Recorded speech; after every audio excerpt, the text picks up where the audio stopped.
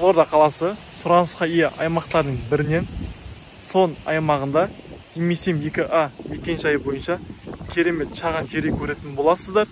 2021 жылы күйдірілген қыштан салынған, жер көлемі 3 сотықты құрайды. Көше асфальттанған, үй ауласымен таныс болсаңыздар.